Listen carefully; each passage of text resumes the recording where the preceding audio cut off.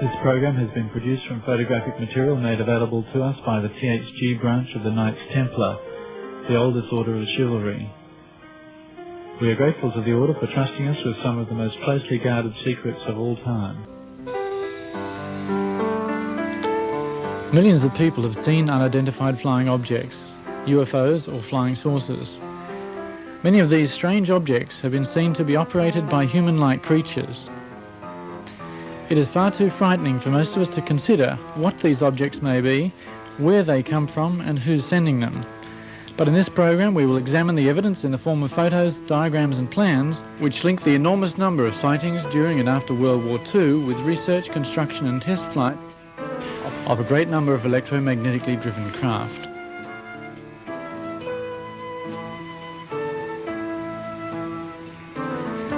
Some of these graphics are artists' impressions, but nearly all of what follows has been given to us as genuine material, which has been successfully kept secret for half a century.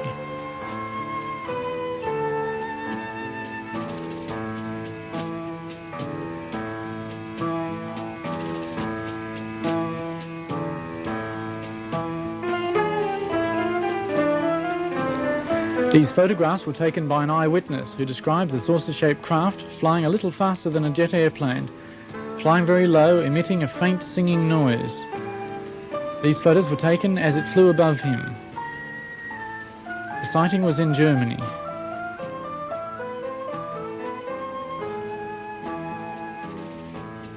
Just in time I take photos as it flies above me.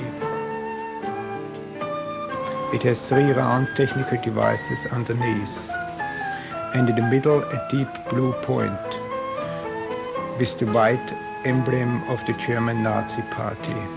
The UFO is quite large. It is light blue in color, and it frightens me. It looks very strange, and it flies very quietly away from me. Behind a wall, another UFO is parked in the dark, but I can see all the different parts quite clearly.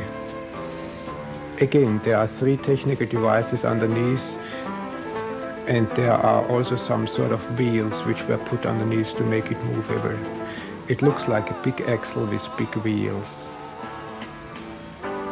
A truck is there, and a crane in the background. There are only 2 people visible, one underneath the spaceship and the other one on the roof, where there is a small cockpit. Everything is very quiet. There's a cross painted on the spaceship that looks similar to the German Nazi flag. There are no glass windows visible, but there are 2 round openings with something above them. Underneath the UFO there are strange looking plates which look like rotors of a turbine engine, but they are probably something different. There are protruding parts underneath that look like guns. They could not possibly be antennas because they are too thick. The ship has a diameter of 18 to 20 meters. It looks really dangerous. Next to the truck there's another car parked. It's a VW.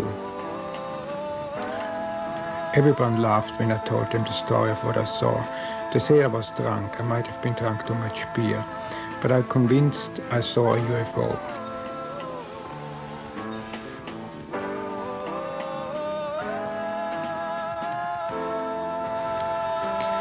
In the week following this UFO report, there were other reports also from Bavaria. For example, a petrol Bowser attendant who said he'd seen a UFO, but people accused him of being drunk and made fun of him. So to avoid further ridicule, he said he was just making a joke. UFO reports are difficult to believe. It's up to each person to form their own opinion and to consider the implications for themselves. On the 14th of December 1944, the New York Times published the first of the UFO news stories. Floating mystery ball is new Nazi air weapon. It was disclosed on December the 13th by the Supreme Headquarters of the Allied Expeditionary Force that a new German weapon made its appearance on the Western Air Front. American airmen report that they are encountering silver-coloured spheres in the air above German territory. The spheres are being encountered singly and in clusters. Sometimes they are semi-translucent. This report is suggestive of electromagnetically driven craft. These objects frequently appeared where German troops were concentrated in Northern Europe. Many ghost rockets were sighted, especially in Scandinavia and Norway.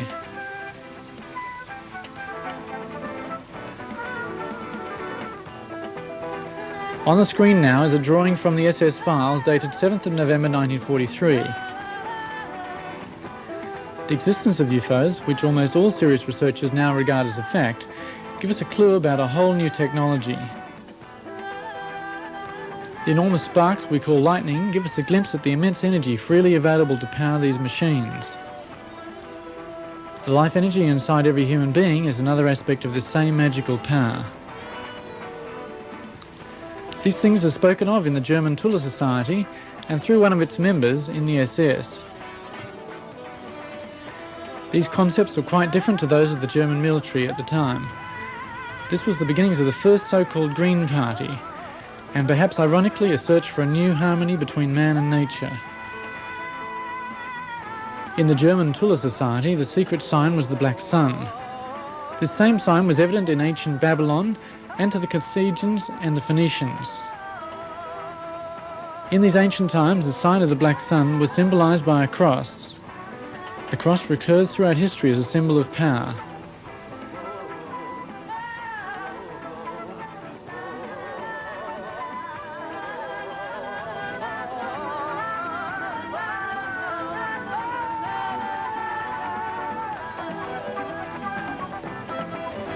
This symbol can be seen in the swastika of the Third Reich.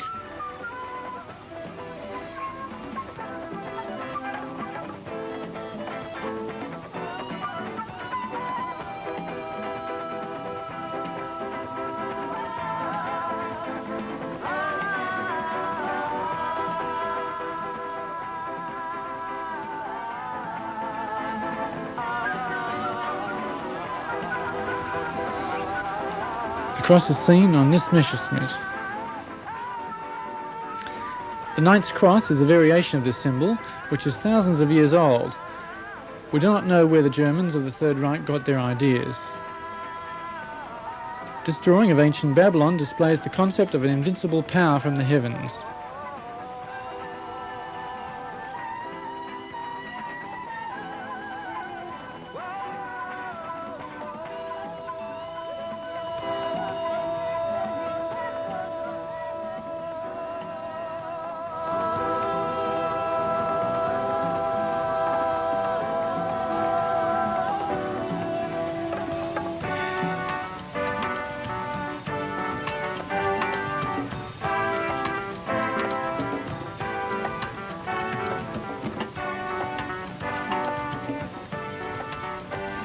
Victor Schauberger was one of the leading scientists in the very intense push for a new and clean energy. Simplified, it could be called implosion instead of explosion.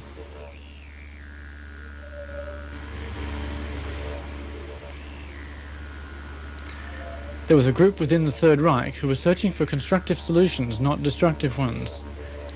In these diagrams you can see a new type of vehicle was being planned.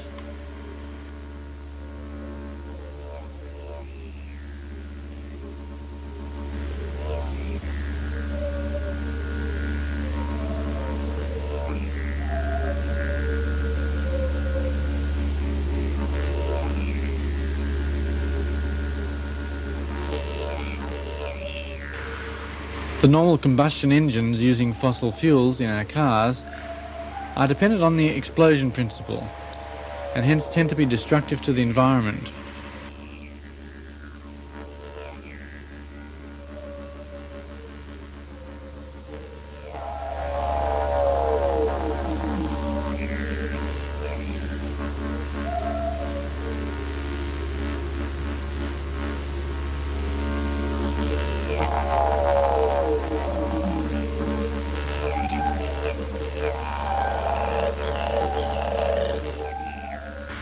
Victor Schauberger's experimental vehicles were based on esoteric principles and focused his research on electrogravitation. In other words, regarding gravity as an electrical force which can be utilized for propulsion. The U-13 department of the SS concentrated their efforts on this technique. This was the means by which the Hanibu flying saucer was powered. here you can see the construction plans of the Hanibu 2.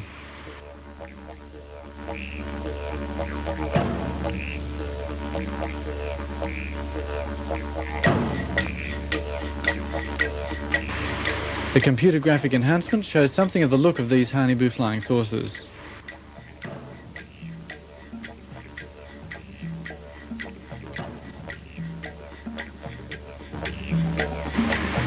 The engine is very likely to have been designed by Captain Hans Kohler and built by the German AEG company in 1944.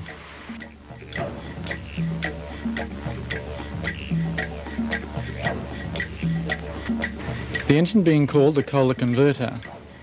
This engine was designed so that it needed a relatively small amount of energy to activate it, this energy coming from an accumulator or battery. After a short time, the Kohler converter built up sufficient energy transformed from the gravitational field of the Earth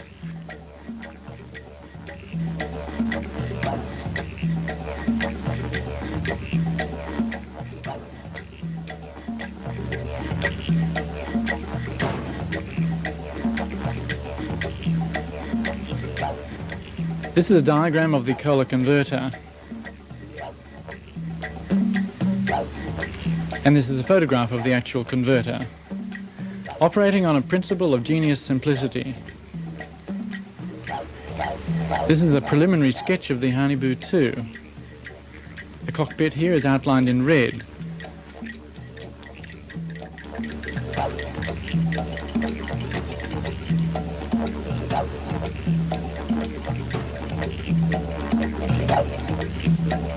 With a circular driving unit beneath, outlined in purple.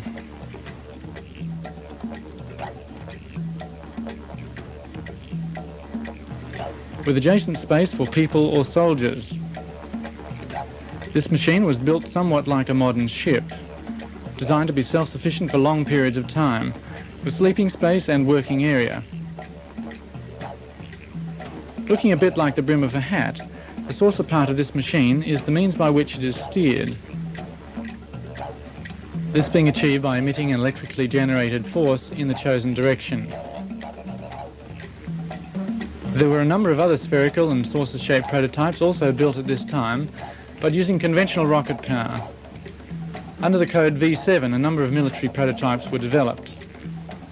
These were concurrent with the V1 and V2 rocket developments.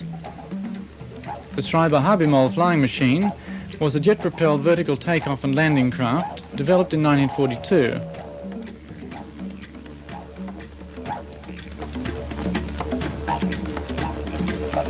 The first three prototypes were badly damaged when tested, and the project was abandoned.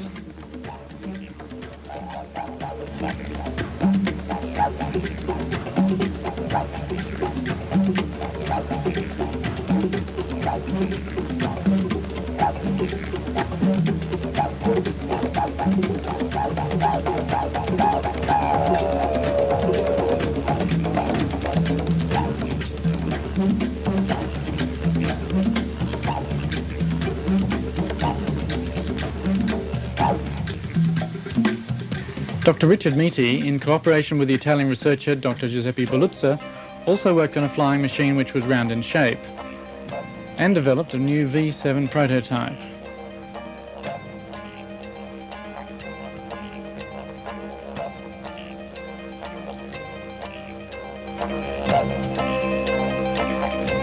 Here are two photographs of the V7, Hitler's new wonder weapon.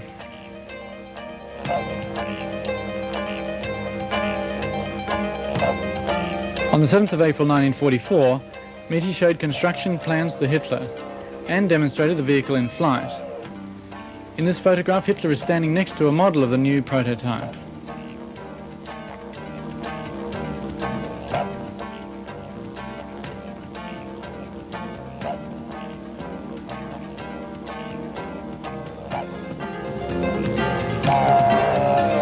This V7 saucer was built with 12 BMW engines of the type 028. The V7 rose to 20,000 metres on the first test and 24,000 metres on the second test. Helium was the fuel used in this machine.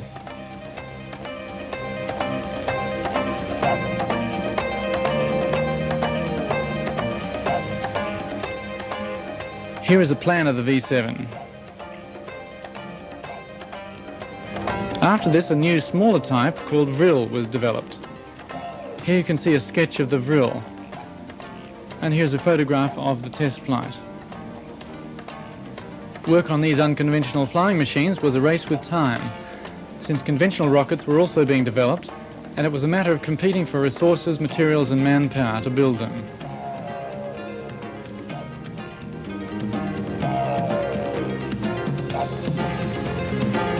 These are some of the rockets being developed at this time.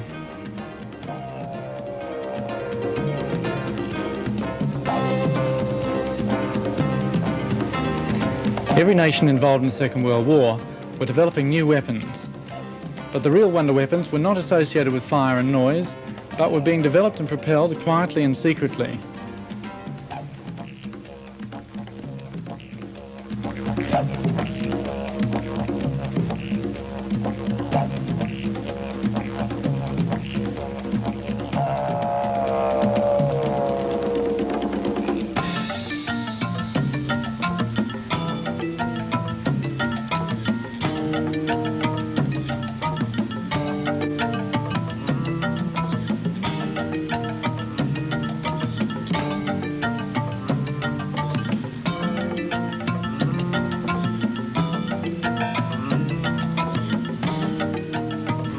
An intermediate step was Project Fireball. The Allied forces called them Foo Fighters. The Fireballs were developed in Vienna Neustadt, a small town near Vienna, under the technical group of the SS. Here is a photograph of the Fireballs in flight. These were radio controlled with no people on board. They were also called Flying Turtles, and due to certain new fuel combinations, they emitted a strong light.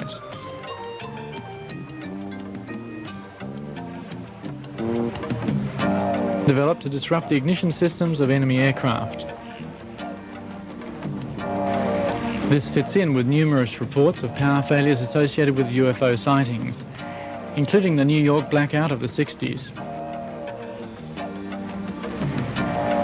Next we have a drawing indicating the relationship between the Earth's magnetic force, seen here with the North and South Pole, and the electromagnetic field around the flying saucer.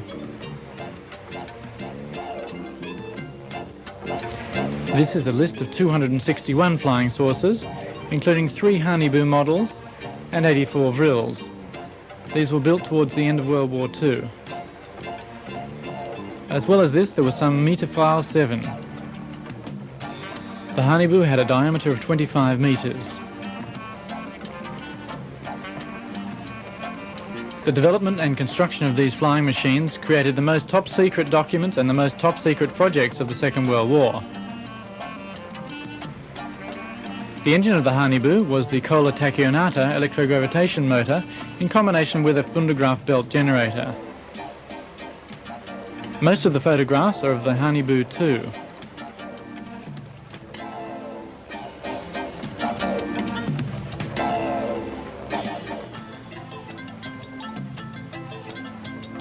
Here we see the rooms inside the Honeyboo.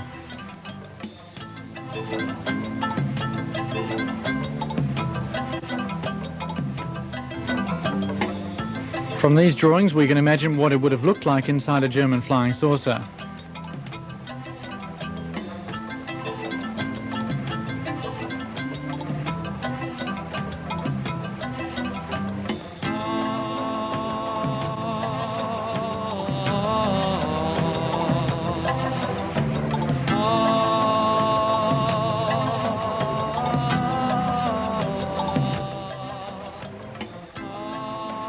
The red markers here are indicating guns on this saucer.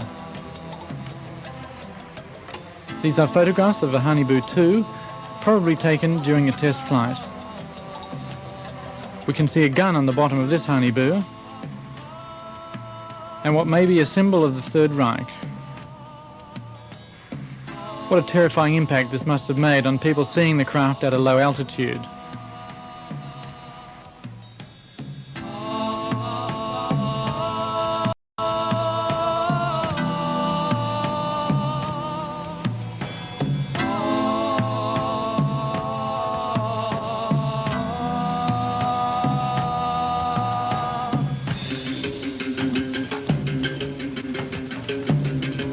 This is a tank gun on the bottom of a Hanibu.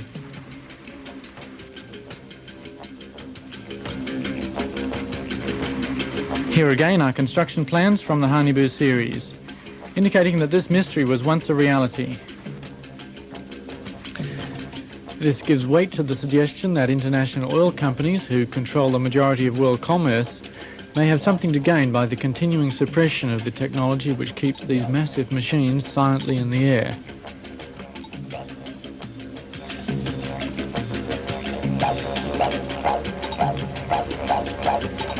One explanation for the emission of light commonly associated with the night sightings of UFOs is that one method of propulsion is an intense cathode ray emission, creating a vacuum into which the craft moves. This form of propulsion is compatible with the misty impressions of this photograph.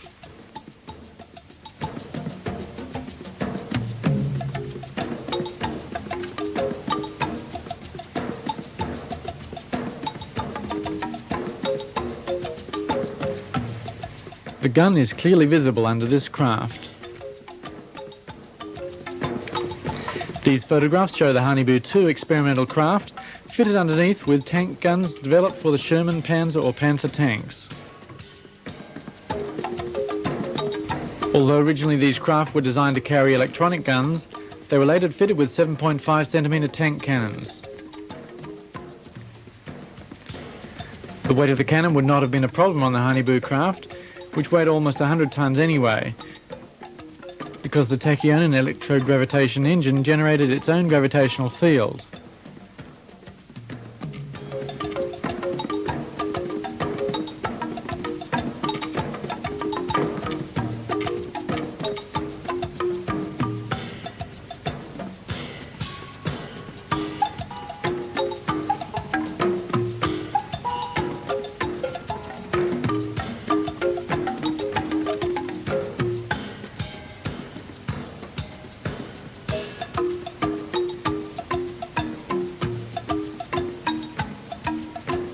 Plans have been discovered for much larger craft. This Hanibu 4 had several guns.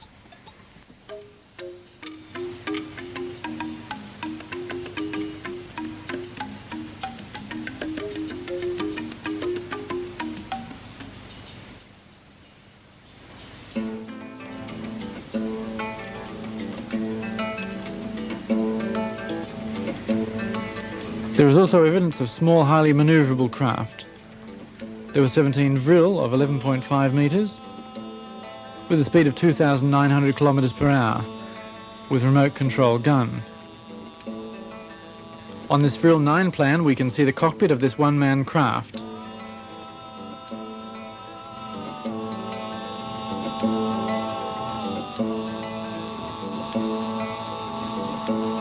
These are low-altitude test flight photos.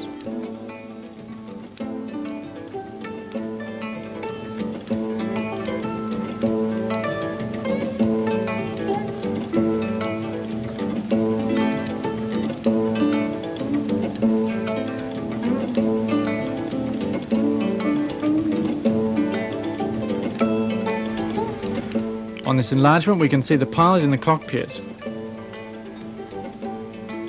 UFO information is also available from the Huygens Society. Next, our translator comments on some newspaper clippings.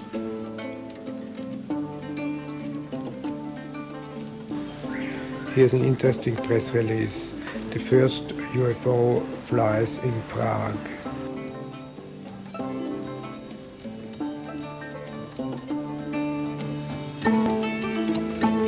Flying saucers invented in Germany. Reconstructed flying saucers. The questions if planet Earth is under the control of the UFOs is an interesting one. Is there a danger from an invasion from space? Above the river Elbe there was seen a mysterious flying saucer. There was a hunt for UFOs in Canada too.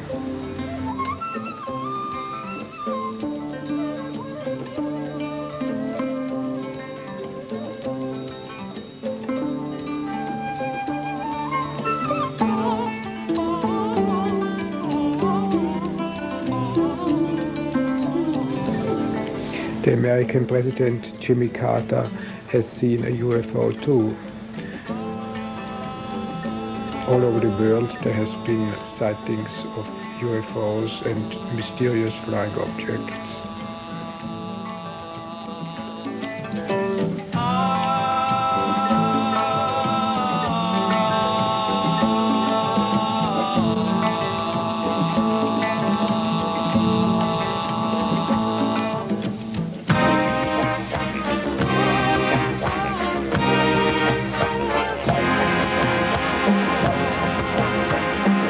Mysterious UFO turns alarm at the NATO. Secret UFOs above Hessen. The interests of UFOs is Soviets' aim too.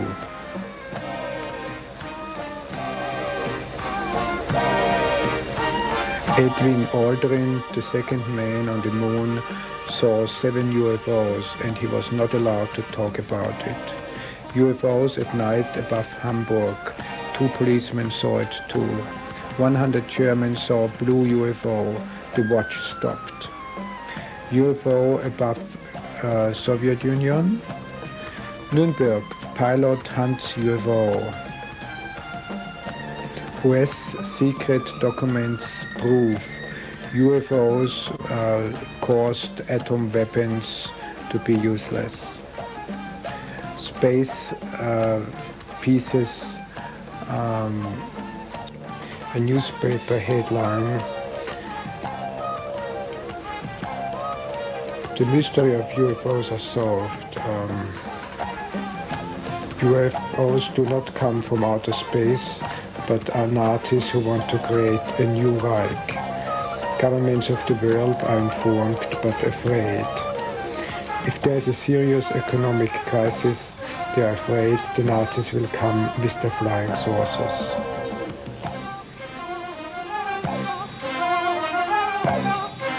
It is not only flying saucers that have been seen, but also flying cigars. Huge spaceships shaped like a cigar. These could be the motherships. The idea of a mothership was developed in Germany in 1944, or possibly earlier. This project was called Andromeda.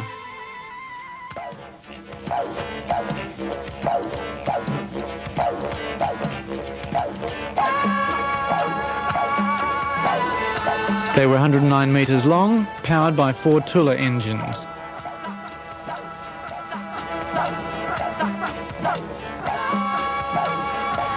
They were designed to carry 1 Hanibu and a few vril.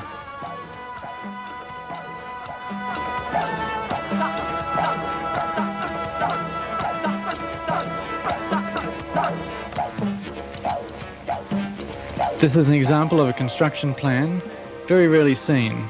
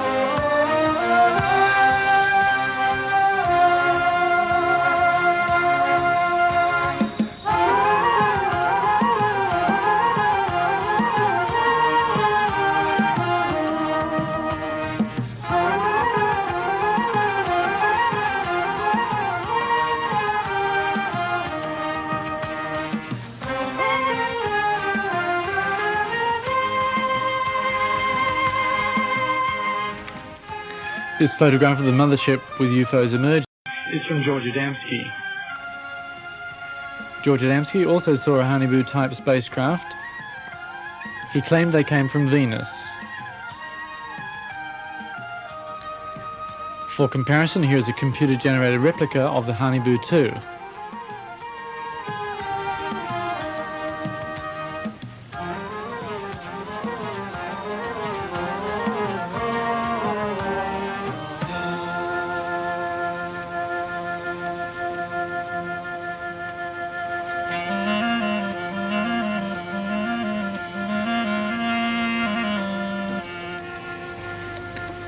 This is a CIA paper from 1952 requiring all UFOs to be reported to the military. The CIA recommend to security advisors what information may go to the press in order to avoid panic. Almost all photographs from then on have been censored. About that time, a movie called Earth vs. Flying Saucers was released, but very soon disappeared. This had extraordinary special effects and has only recently turned up in local video stores. This German news clip is a report that an American farmer who witnessed the landing of a flying saucer claimed that the occupants spoke German. The farmer was arrested.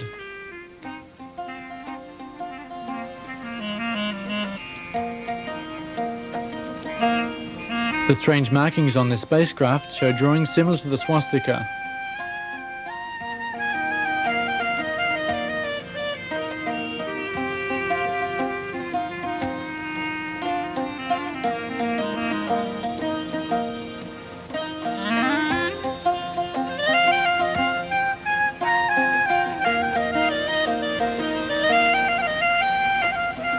Adamski had a friend who also saw flying saucers landing.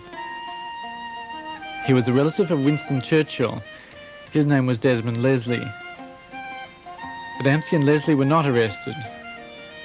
From then on, saucers looking like a Hane-Butu were thought to come from Venus. The origin of the many types of UFOs seen in almost every country on the planet remains a question.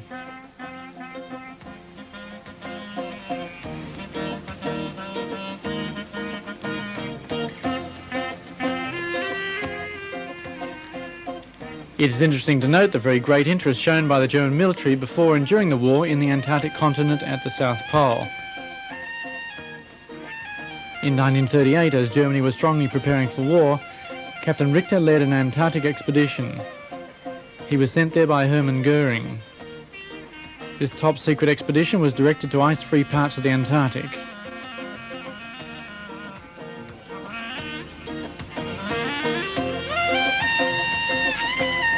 The German part of Antarctica was called Neuschwabenland.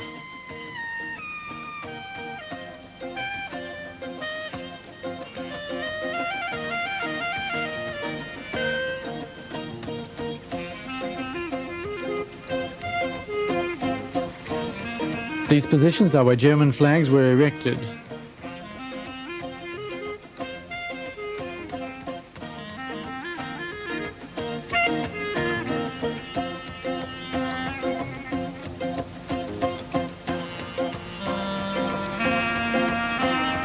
This is a document of gratitude signed by Hermann Goering.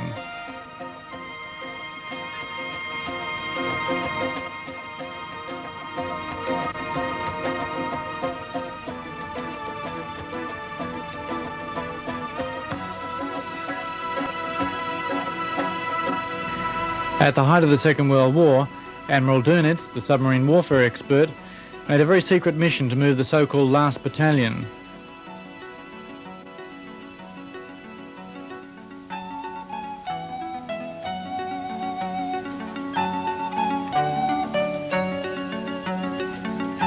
This is a list of nearly 100 U-boats which remain unaccounted for. From the serial numbers in the left-hand column we can see that this is not a random list but a complete series of U-boats which have disappeared.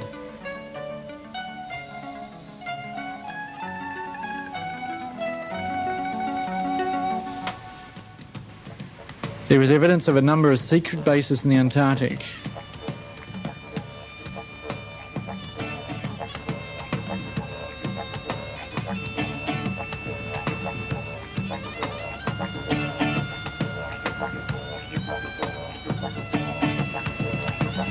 This is a statue of Marduk. More of him later.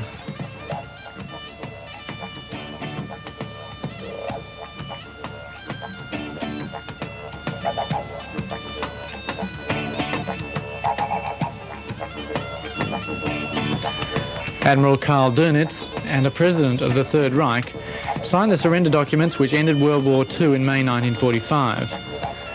But they never surrendered the Third Reich itself. So officially Germany never surrendered. And this raises the possibility that there may still be German forces in the Antarctic.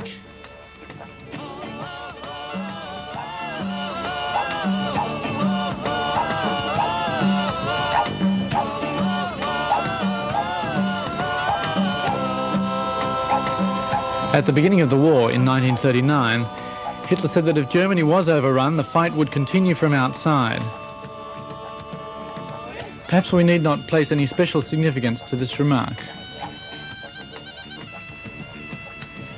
During 1952 in Washington there was panic. You can see from these photographs of a radar screen UFOs flying in formation. They went straight over the White House. A number of radar surveillance centres had the same alarming images on their screens. This was July 1952.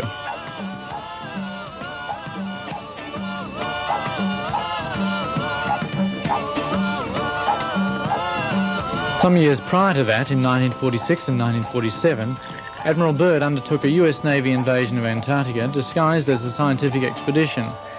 It had the code name High Jump.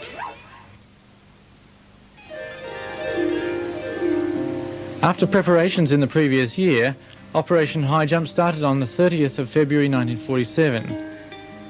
And yet on the 4th of March, after the disappearance of several aircraft, the expedition was cancelled.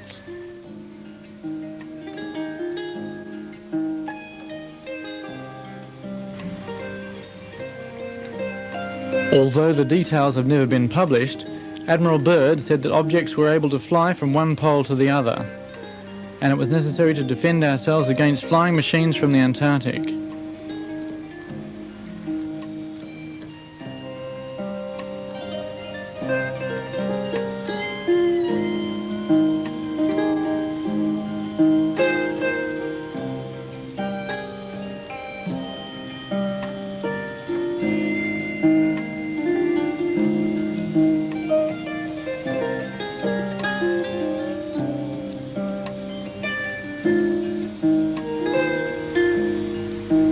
This is a sketch from the German magazine Spiegel indicating the flying patterns of UFOs. A New Zealand airline pilot, Bruce Cathy, observed similar patterns over New Zealand.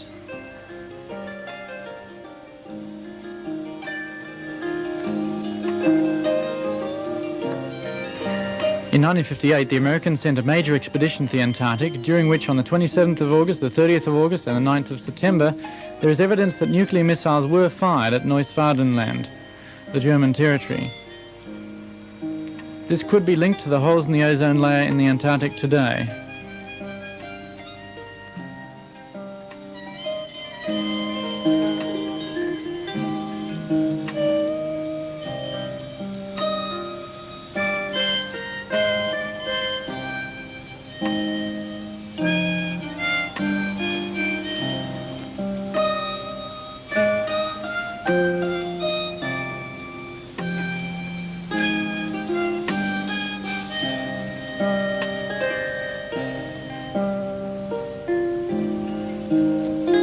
There are parts of a report of a kamikaze operation being a joint German-Japanese expedition in the Hanibu 3 to the planet Mars. A Hanibu 3 with a diameter of 71 metres is claimed to have enough power to travel the 75 million kilometres the distance from Earth to Mars.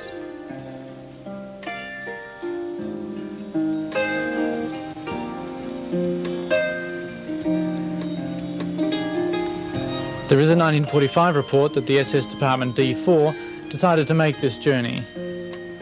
This would have been a one-way trip, unless they received help along the way or at the other end of the journey.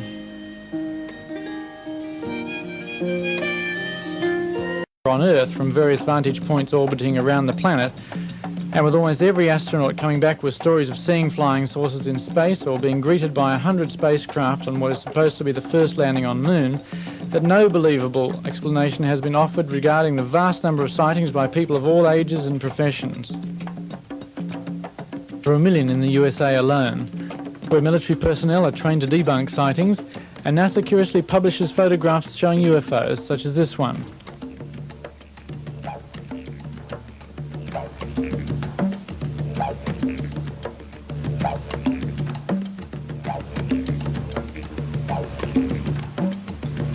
Whilst it makes little sense for armament manufacturers to create hundreds of thousands of nuclear bombs, enough to extinguish all life on this planet many, many times, there is likely to be more to this puzzle.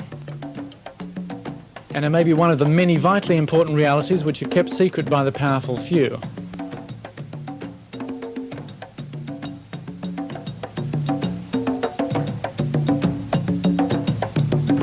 These are official NASA photographs. Exactly what is pictured remains uncertain. It is, however, worth mentioning a report in the highly regarded Australian magazine Nexus that a Russian spacecraft photographing Mars ceased transmission in the presence of a huge UFO.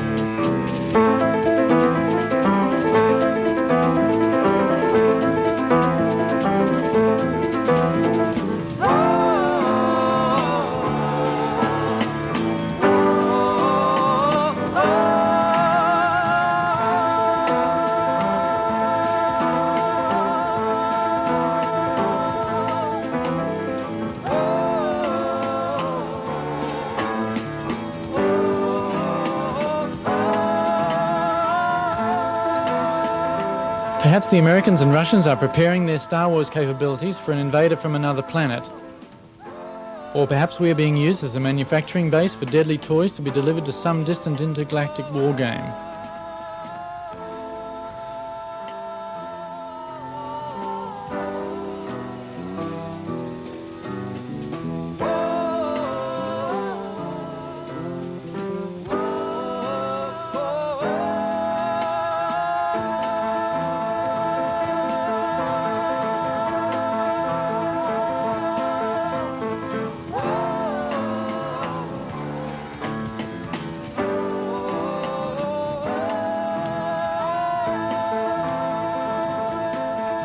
Every ancient civilization has stories of space travellers in fiery chariots from the sky.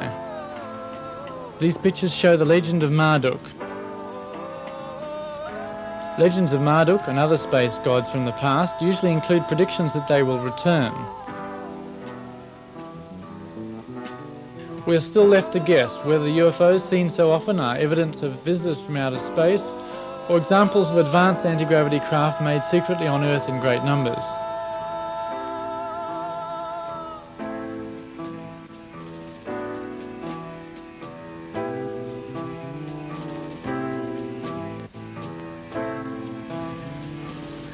Whatever the truth of these things is, it may be time to find a new system of planetary management, where love is the currency and money and time are only rated brief mentions in history books.